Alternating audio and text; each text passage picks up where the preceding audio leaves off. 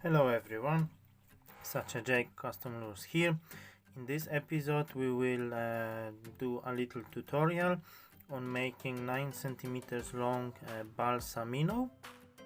It will be used primarily for Zander fishing, but also if I would be going somewhere to the seaside, tropical seas, it is a great lure to use it there. So I have a 4mm thick balsa sheet. I'm now drawing the outline of the body. I measured already 9mm. I will do this drawing on the first part of the balsa sheet. After that we will, and this is my standard shape of the minnow for this length over 7 centimeters for the nice rolling action. Now we will cut one part of this balsa. You can just use utility knife, it is a really soft wood. If you worked with it before, you know that. And glue two of the halves together, because I'll be using the method of the two halves to create this lure. So just two little dabs of the super glue in two points of the lure body. It is only for the temporary gluing when cutting out the outline of the body. Regular jigsaw, manual one. If someone obviously has a power tools, feel free to use it. I'll just use it manually. Cut out along the lines, as you can see.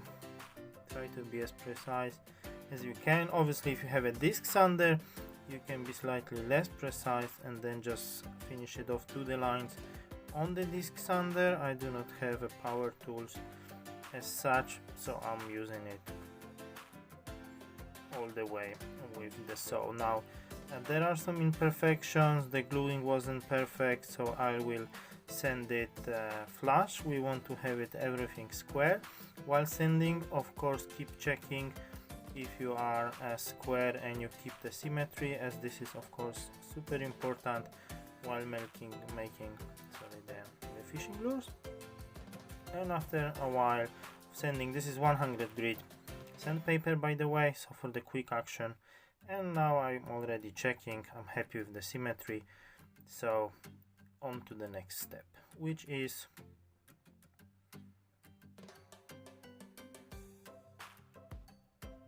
that's the lure blank.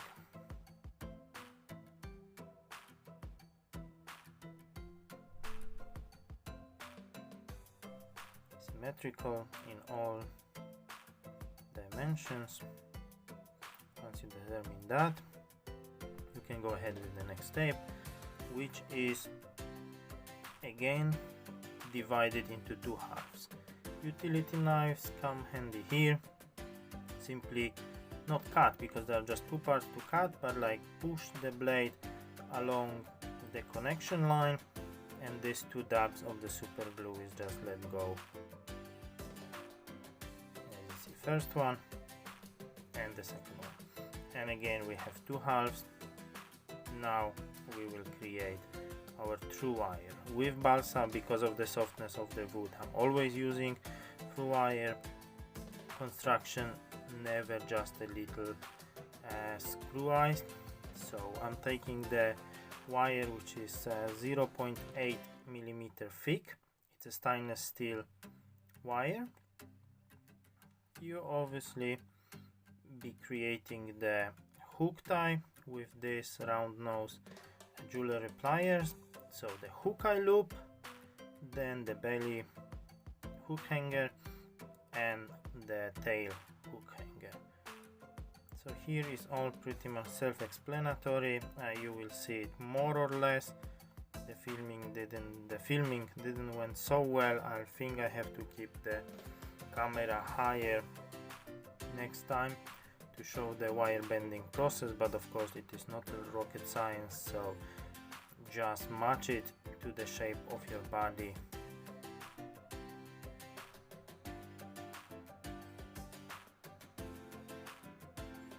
See, I'm clipping, I'm leaving around 3 centimeters or 2 inches on each side. This will allow me, of course, for the bend of the loops and the loop of the belly hook hanger. Now, by bending and manipulating it, we obviously want to have it everything straight and symmetrical, and this is something that I'm doing for strengthening it a little bit. It would hold as is, but obviously will have a higher strength if you use this method. And here, regular fly tying thread that I'm adding to this connection several times, maybe 2 layers of it, securing it with super glue, whip finishing so it don't unravel on you, and then add some super glue. And until that point I was using only super glue, but because I actually recently discovered how strong bond creates the super glue with baking soda, I'm actually dusting a little bit of the baking soda onto the soaked with the super glue threads of the tying line. So I guess that would even further reinforce the whole construction. Of course, optional, the whole step is in general optional. If you don't really expect to use a heavy lines and heavy drag pressure, just the regular bend of the wire would be enough.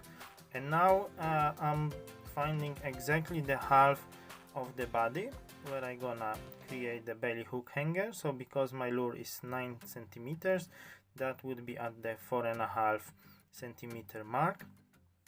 I will add somewhere below all the non-metric measurements translations, so you guys from States will know also which dimension or weights in terms of weighting we're speaking here. And as you could see, we have this one done already, the belly loop like so. Remember to make it high enough so between the belly of the lure and the wire you have a place still to add your weights, which you will see later on. So now I'll do the same thing with the tying thread here to further secure the connection of the wire with super glue and a little bit of a baking soda.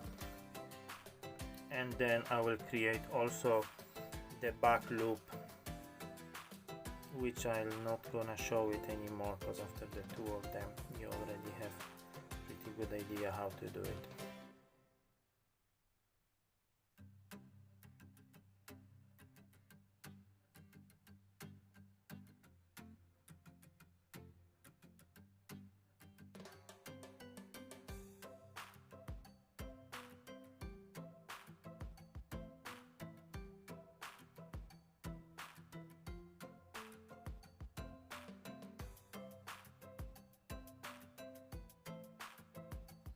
Make sure your wire is straight, and now it's helped to mark with some marker pen where the last tail hook eyelet need to be done. Bend it as the previous ones, secure it with the tying thread and super glue. Be sure, of course, before you do it that you have actually the correct measurement, and then once it's done and everything is secure, place it on the lure like so, so it is matching. You want to have the back hook obviously around the center of the lure, the front one higher or lower on the face of the lure. You will place it, of course will change the action of the lure, but we're not gonna focus on that right now. I'll put it more or less in the universal position. Now put the second half and make sure they are aligning nicely and press strongly. What that does is create the imprint of the wire on both halves of the balsa wood, which you can then deepen a little bit with this metal tool, or you can even use this part of the wire. It shouldn't be sharp, it should be kind of blunt metal thin object. You can also cut it with some Dremel tool, but I didn't find it necessary, just take extra time. So with this tool I'm just making it slightly deeper, so then once the two halves are connected with the wire inside, they sit flush next to each other.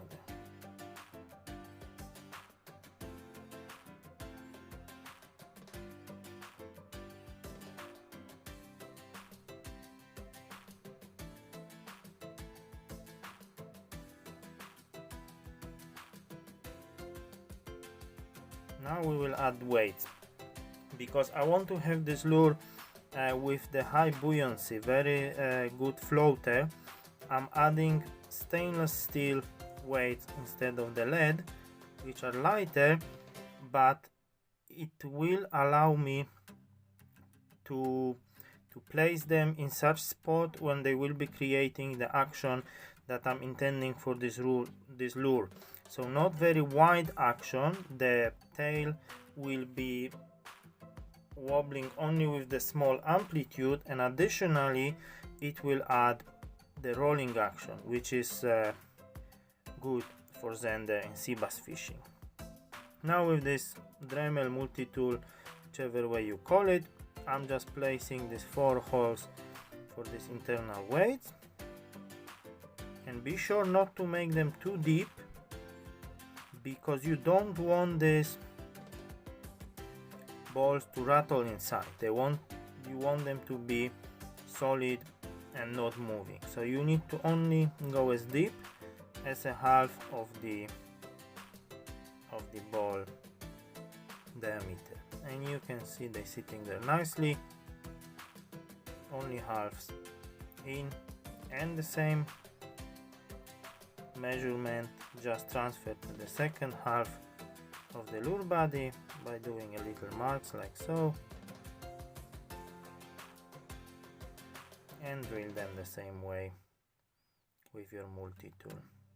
This drilling can be done also with the drill, regular drill, or you can even use the hole puncher, because the balsa is so soft. You will just do it that way. Maybe in a different video I'll show a different technique. So as you could see, it didn't really sit flush. I deepened the hole a little bit, and now we have a nice connection without any gaps. Taking them out and adding super glue, because as I mentioned, I want them to securely sit in these holes. No movement, no internal rattling. This lure not gonna have any rattle inside. If you would like to have one, you can obviously maybe just one of those holes drill a little deeper on both sides and allow the ball to move inside, side to side, creating the little rattle noise. But I don't intend that for that particular lure, so I'm adding a lot of super glue to be sure that they will be sitting securely. And then put it again, your wire, in the slot that you previously created. Add the super glue.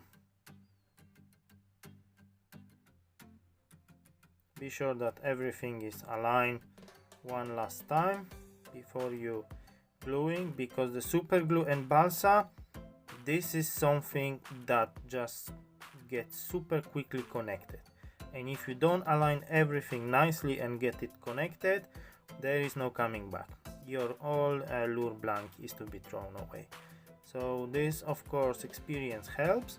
Now I'm adding the super glue everywhere. This reinforces the balsa internally as well, because the super glue makes the wood harden a lot. And please notice that when the bib will be, I didn't put any super glue. This is to have it softer, so after I'm drilling the slot for the bib, I don't struggle so much. Now place it, be sure it's aligned, press a little bit. It doesn't take very long, as I mentioned, maybe 15 seconds, and this is already solid bond created. No need to wait it any longer. You can already process with basically shaping the blank of your lure. So now I'm adding the chamfer lines using the usual method everyone does, I believe. So just make sure that you have the same distance on all the sides to cut the square corners and make the lure more round. So just mark it on all the sides.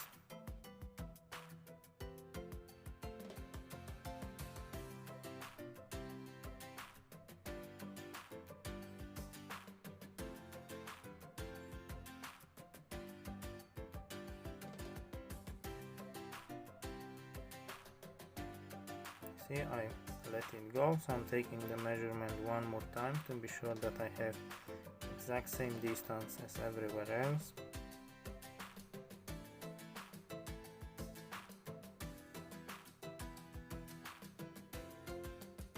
Once you experience enough, you can obviously carve the sharp edges by eye by just adjusting as you go. But to be more precise, especially when you're just starting, you can do the chamfer lines, and those are really helpful because you're sure that you all the time keeping the symmetry of the body of the lure. And just carve to those lines on all 4 edges of the lure. Be sure also that you always go with the grain, not against the grain. So you're starting from the half of the lure towards the face, and then from the half of the lure towards the tail. You never go all the way one direction, because then you might just remove a bigger chunk of the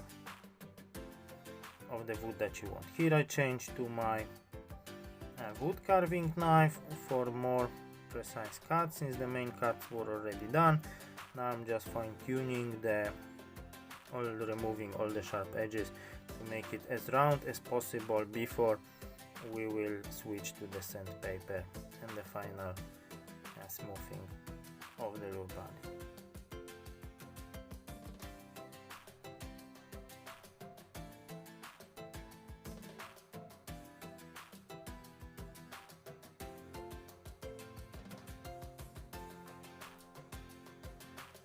Now switching to the sandpaper. This is 240 grit. It is good for balsa because it does take some material off fairly quickly, so it's not requiring so long sanding. And also, because we'll be sealing this body with the super glue, I do not like to go, especially on the balsa, don't like to sand it very finely. On the normal wood I finish with the 400 grit sandpaper, but because a balsa it's such a soft wood, if we will finish with 240, then there is a lot of like open pores of the wood which will accept the liquid super glue better, and you will penetrate deeper into the wood. Thus the sealing of the wood will have a better effect, and you will harden it quite a bit. You can be surprised how hard balsa gets after you sealed it with the super glue. So now again, the final check if everything is symmetrical. As you can see together with me, all is well and is fairly smooth. So once we determine that we are happy with that stage of sanding, we go ahead and we will seal the wood with the super glue.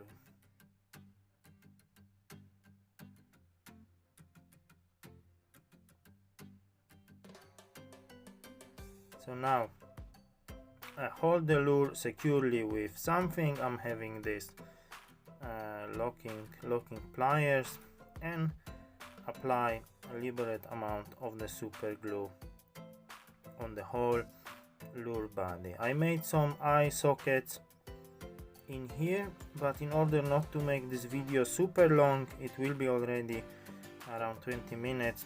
I remove this part and it will be added separately as like a short video of a tip how to make nice and symmetrical lure eye sockets. So here I'm adding this super glue everywhere. I smear it with the glove. Well guys, you can go ahead, smear it with your bare finger. I don't really see that is very healthy for your skin, so if you're using these gloves, just use it. Now I'm sanding it again, not super smooth. The final sanding is again just with the 240 paper, because then the epoxy will adhere it to it better. And here I had a little crack that happened, so I will just quickly fill it in with this putty. This is 2-part filler putty that you use, I don't really know, I think it's the car industry one, that you smoothen the car body if there are some dents. Anyway, just mix a little bit, part of A, part of B, apply to the hole to be sure that we have a smooth surface everywhere on the lure body. And I will just add it like so. Also the tail, when the loop is coming out, there is a little gap. We don't want it, because then it will happen that you will have the bubbles on epoxy. So this is all added. We need to shave it with a very sharp knife. This mine one doesn't take very long to set. Once it is shaved, again I will sand it a little bit and we will be good to go to the next step.